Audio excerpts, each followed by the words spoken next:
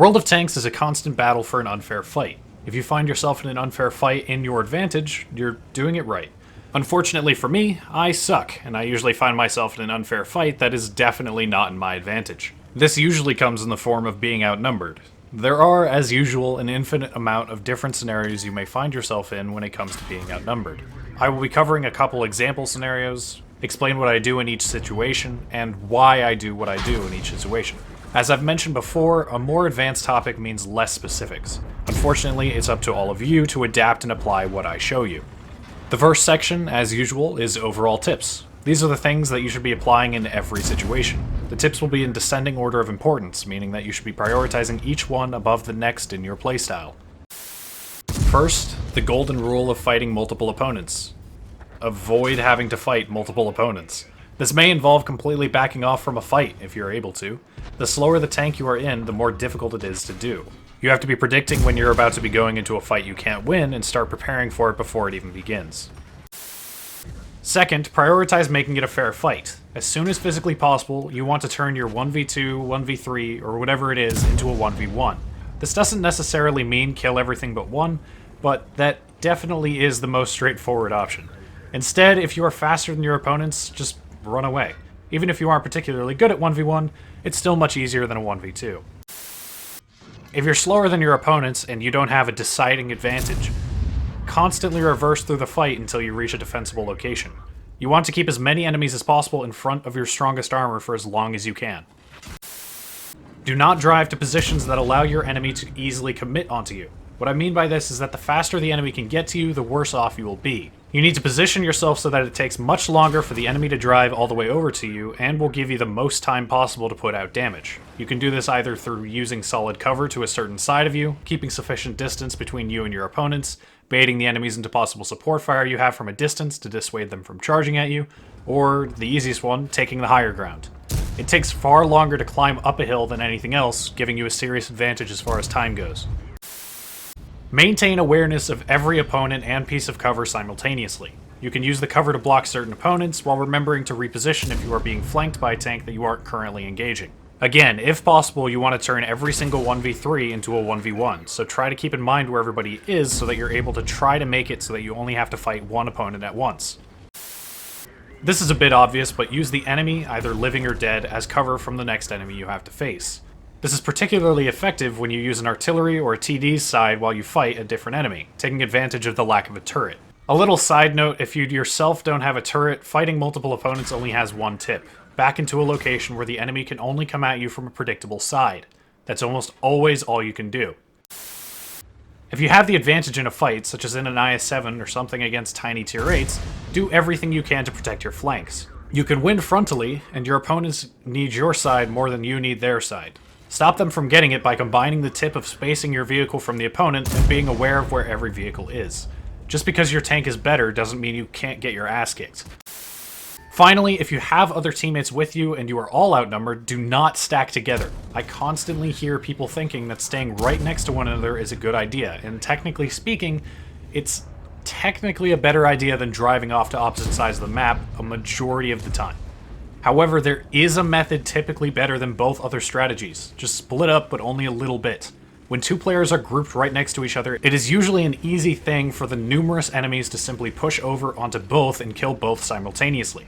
However, if you put one player on the corner and keep the other one back, far enough away so that they're in a different defensible location but still able to support their teammate, the enemy team would have to push over onto the first player, kill him, then drive to the second player's location in order to dig them out. All while this is happening, the second player can be constantly farming the enemy. The same works if they try to dig out the second player first, and the first player can turn to assist. This is difficult to implement in randoms, at least early game, but I find late game players are of a higher skill level and therefore more than happy to work together to win the battle. You'd be surprised how far typing in the chat goes. So that was all the overall tips. That's absolutely it. Pretty much, fighting multiple opponents is as simple as saying, play everything as perfectly as you possibly can. When you are outnumbered, you are at a serious disadvantage.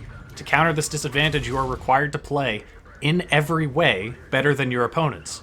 I'm going to go over different replays from either randoms, strongholds, clan wars, or my past live streams. I'm going to go over each scenario 2 times. One time showing the entire fight from my perspective without any commentary, and the other one a little bit slower, explaining why I did each thing during the encounter.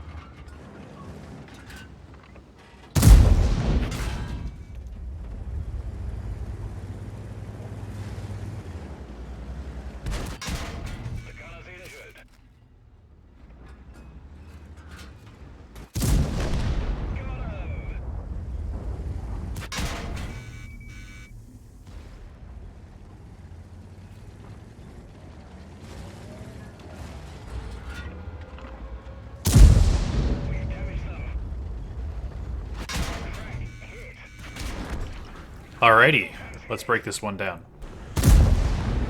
Now, before it even starts happening, I noticed that there's a conga line of tanks pushing down the 8 line on this map, especially because one of my teammates is panicking because this is in fact a stronghold game.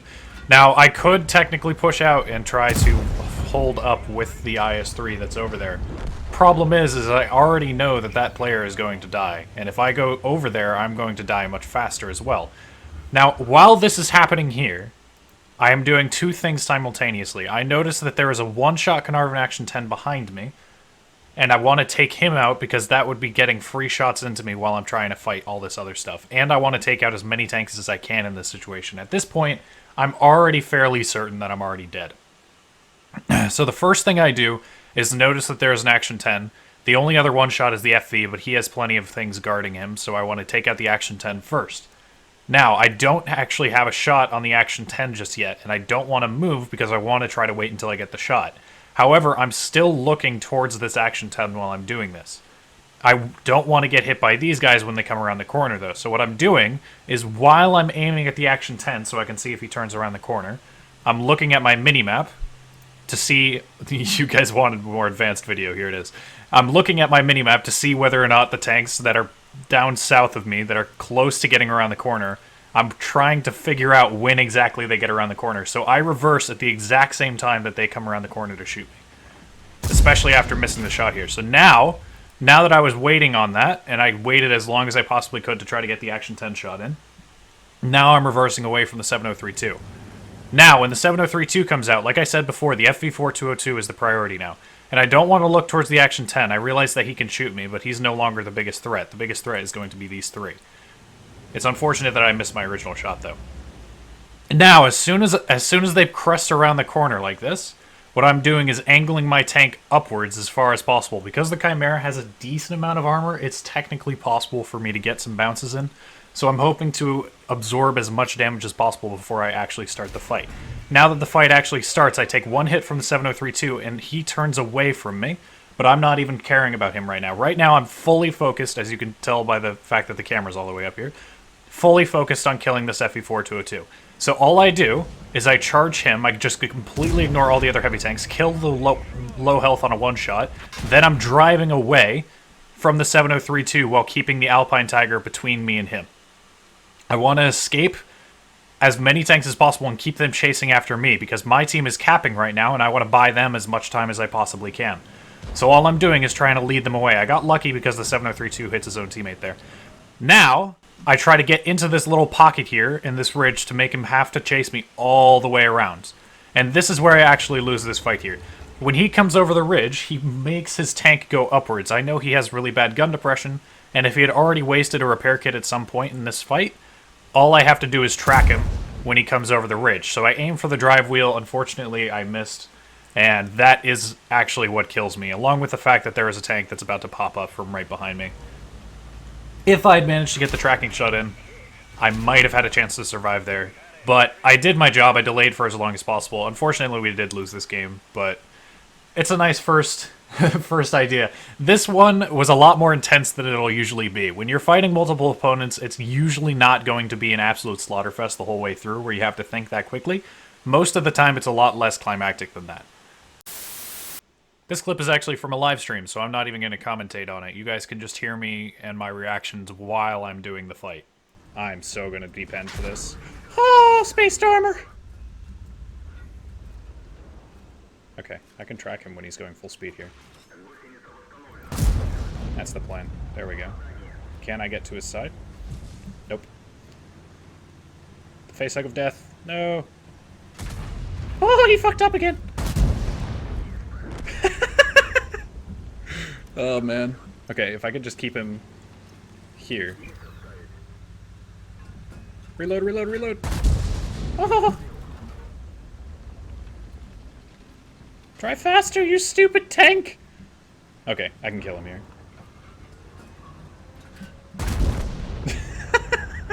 Get fucked!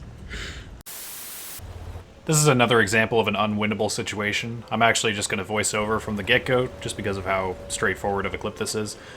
First things first, I'm in a Type 64 on an open field map in a stronghold battle.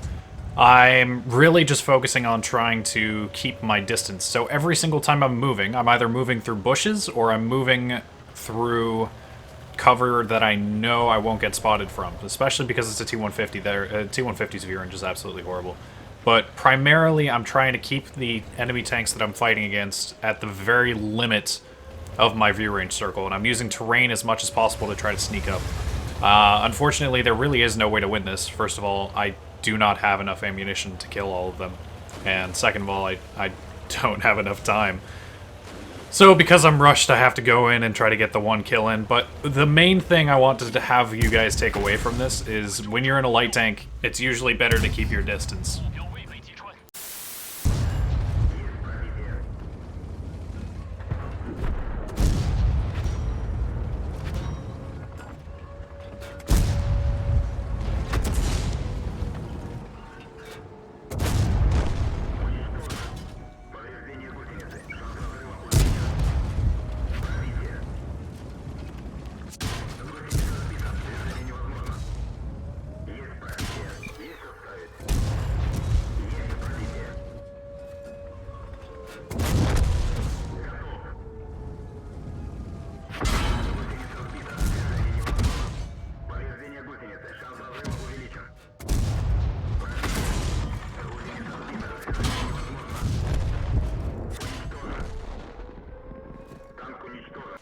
Alrighty, so before this clip even begins, I have 3 threats that I have to worry about. I have the Sherman Jumbo that's on a 2-shot for me, I have the Skoda T-25 that's on a 1-shot for me but is behind cover, and I've got a Cromwell coming up from somewhere around here. There's also 1 tank on cap, but I can't really worry about that at the moment because I have to win this fight before I can even start to worry about whether or not I can reset cap.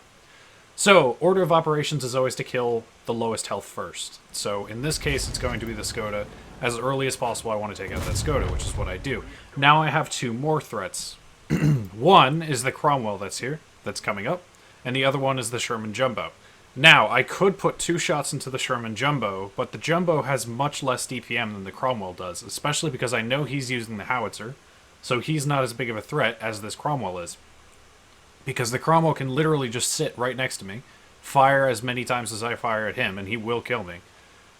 Particularly because there's an A-43 at their base that's going to start shooting me soon too. Now that the A-43 has started to shoot me, I have to try to mitigate the amount of damage I'm taking. The Jumbo still has a very tiny shot on me, so what I'm going to do is as soon as I put 1 shot into the Cromwell, I'm going to move towards the Cromwell so that the E2 can't hit me from this rock formation here. However, the A-43 still can hit me, and I don't want to leave the upper ground because then that would give the E2 advantage, because the upper ground keeps him from moving into me closely. Sorry. The upper ground keeps the E2 from getting to me too quickly, which means I only have to fight 1 person at a time. So that gives me a limited amount of control over the situation here. So now I'm checking to make sure that the E2 can't hit me, and I'm putting a shot into the Cromwell. I just got tracked by the A-43 and I used a repair kit, which might have been a bad idea. I'm going to keep the Cromwell permatracked there so I can finish him off whenever I want to. Now is when I make a mistake. And this is where a very, very slight mistake, just like that Chimera example, can get you killed. I'm getting shot at by the A-43 with a mixture of gold and HE from the cap circle that's right over there. If I had moved forwards a little bit here to this position to keep this rock between myself and the A-43, I might have been fine. Instead of doing that, what I tried to do is go back even farther to about here to try to keep safe from the E2. Unfortunately, What happens is the E2 tracks me right here, meaning I can't get the gun depression down for the E2 on that shot. I managed to get it with the second one, but now I'm perma-tracked. The E2 tracks me again, which means that even after I've killed him, the A43 can just finish me with gold. So the solution here would have been to simply charge the E2 there and take my chances with him, and only fight the A43 after. Another option would have been, after I killed the Cromwell, to sit here and possibly blind fire on the cap circle that's all the way over there. It's very possible I could have killed him, seeing as there's a very limited amount of places he could be in, and he didn't seem very interested in firing gold at me for the majority of that time. He was doing 5 damage with HE. So I definitely made the mistake here. I definitely could have won this, particularly because they didn't play all that well. That Cromwell could have literally just sat right next to me and killed me, but he panicked. So yeah, on to the next one.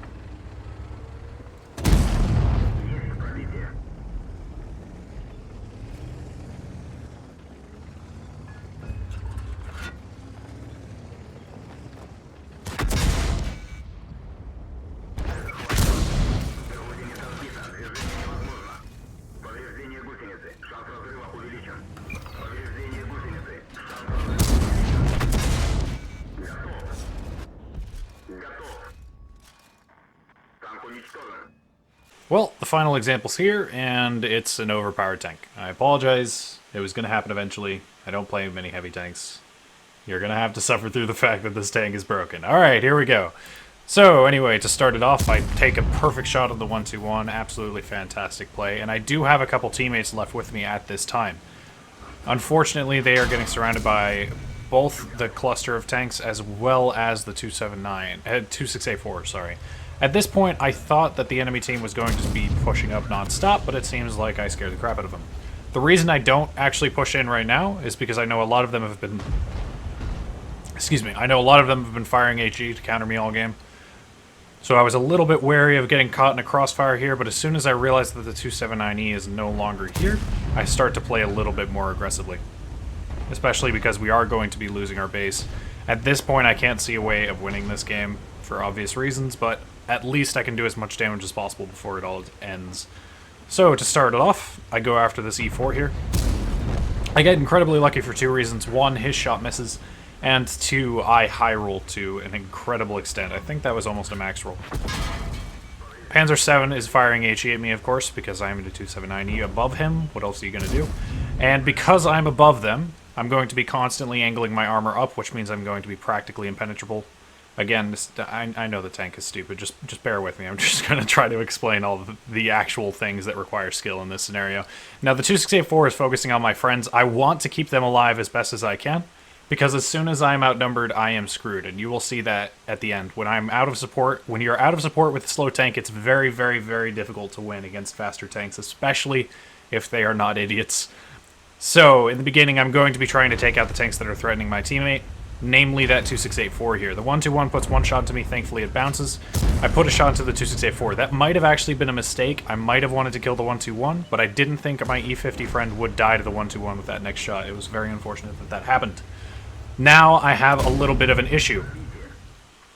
There are going to be tanks that are coming up behind me. I'm not really thinking about that too much just yet, because they are not, in fact, here yet. Instead, I'm going to be trying to take out as many tanks as I can. I've already put one shot into the 121. Unfortunately, this 121 does something actually very smart, which is he moves to the opposite side of the rock as me, which is exactly what he needed to do. He knows that I need to kill him, so he unfortunately stops me from being able to do that simply by just driving away from me. It's a magical, unused tactic, but yes, if you are a one-shot against a slower tank, go figure, go drive to the opposite end of the rock. Now at this point, 279E pops up behind me. I take one more hit from the Panzerkampfwagen 7. What a time to pause. This camera is very glitchy. I'm just going to stay here. I see that the T-92 is on a one-shot, and at this point I've had a pretty decent game, and I just kind of wanted to say, screw it, let's at least finish off the artillery, and I definitely want to be moving forwards because having a tank behind you is a really bad thing, and this is the reason I wanted to include this replay. If there is a tank behind you and you are starting to get surrounded, the 121 is going to be on my side soon. This 279 is coming completely behind me. You have to push out. If you can't back yourself into a corner, I can't back myself back out into there. I'm going to get hit by this guy. I'm going to die way before I get back there. The only thing I can do is choose one side and push out. I'm already facing this direction. It would take too long to turn around. All I'm going to do is just push out into this Panzer 7. So my first target is the T-92. Unfortunately, he fires right when I'm about to kill him, meaning I'm stunned, and of course, that makes me miss. I'm not going to get into how fucking annoying artillery is. And because I was tracked as well, I lost momentum, meaning the 279E got an extra shot into me. Now, I probably should have pushed forward sooner. This 121 is again showing he knows what he's doing by going around completely behind me once I'm completely distracted. And again, my main goal here is just to finish off that artillery, because I was pretty pissed at this point. Finish off the artillery. Now, at this point, there's literally nothing you can do. You're going to die. I was lucky that the 121 managed to feed me a kill before I in fact died. But what I didn't do it correctly. But what I wanted to really stress with this replay is that as soon as you see tanks that are coming behind you, you have to move forwards. You can't sit there. It's not going to work. If you are taking shots from multiple directions, even if you give a certain side a better angle on you, like by pushing out, I let the 121 shoot me, yeah. But at least that takes away from the fact that you're going to be getting wrecked from all sides pretty soon. If I just sat there, I would just be getting surrounded and completely wrecked. The last thing I really want to stress about this is that if you were paying attention, you'll notice that in almost all of these examples, I in fact died. That is going to happen a lot. And that is why the primary rule of fighting against multiple opponents, try not to fight against multiple opponents. In all of these situations, I was outmatched, I was outnumbered, and I was at a disadvantage. If you were in a multiple opponent fight against tanks that you could technically kill easily, then it's not that big of an issue. For example, if you're top tier and you're against some low tier tanks that are scared of you, it's not that big of an issue. But in games where you're at that significant disadvantage, you really want to try to avoid having to fight multiple opponents as much as possible. And the only fight that I won out of all of these examples was the fight where I had friendly support fire from that Leo in the back. And that's it. I hope that that helped in at least some way. I'm sorry I can't be more specific with these, but that's the way more advanced tactics go. All I can do is give you guys examples. Until next time, happy tanking.